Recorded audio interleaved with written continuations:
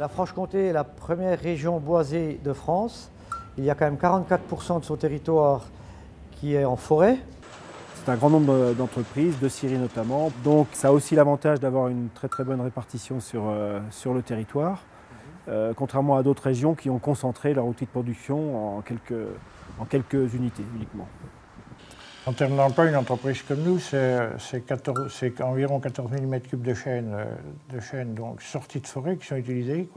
14 000 m3, ça génère quand même 25 emplois en scierie, plus les emplois indirects, c'est-à-dire il y a tout ce qui est les prestataires de services et puis les transporteurs. Donc on peut considérer que ça occupe une trentaine de personnes à l'année quand même. Ça fait vivre des villages, c'est une économie très locale qui font vivre indirectement d'autres entreprises, des électriciens, des mécaniciens, des pneumatiques, tout un tas de métiers. Et puis si on prend déjà à la base la filière du bois, c'est-à-dire ça fait vivre des bûcherons, des débardeurs, des grumiers, des entreprises de transport, parce que le bois ensuite est exporté à l'extérieur de la région.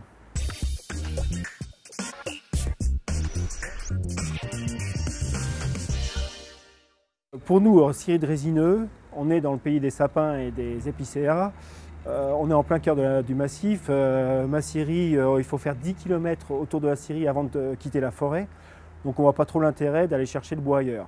C'est une vraie idée reçue, mais globalement, la grande majorité, voire la quasi-totalité du bois qui est scié dans les scieries franc-comtoises sont sciés avec du bois de pays. C'est une industrie quand même qu'on ne peut pratiquement pas délocaliser par rapport aux autres industries. Les industries qui sont installées ici, c'est la première transformation, puis la première transformation, elle aura toujours son rôle à jouer sur le territoire.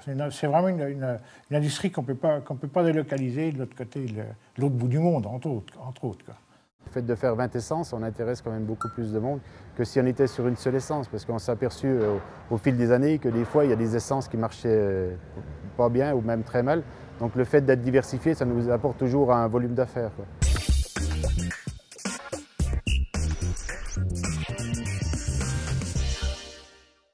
La scierie prend une place importante dans la gestion des forêts puisqu'elle gère durablement la forêt, c'est-à-dire en enlevant les bois qui doivent être coupés et pas n'importe quoi. Il y a une nouveauté au niveau de la réglementation, des normes, qui nous donne une certification qu'on appelle PEFC, qui est dans la gestion durable de la forêt. Ça consiste surtout à respecter un cahier des charges de prélèvement, de ne pas trop prélever dans la forêt. L'impact, il est dans la gestion durable. Le fait d'avoir un développement qui puisse être dans le temps, c'est-à-dire que la scierie n'a pas intérêt, les scieries comme elles sont des PME et qu'elles veulent durer, elles n'ont pas intérêt à faire un taux de prélèvement trop important. On participe à l'aménagement du territoire et à un bon entretien des forêts. Ça se croise avec le tourisme, avec l'accueil de public, voir les chasseurs, voir d'autres associations, les cueilleurs de champignons et donc les scieurs. On doit marier tout ça.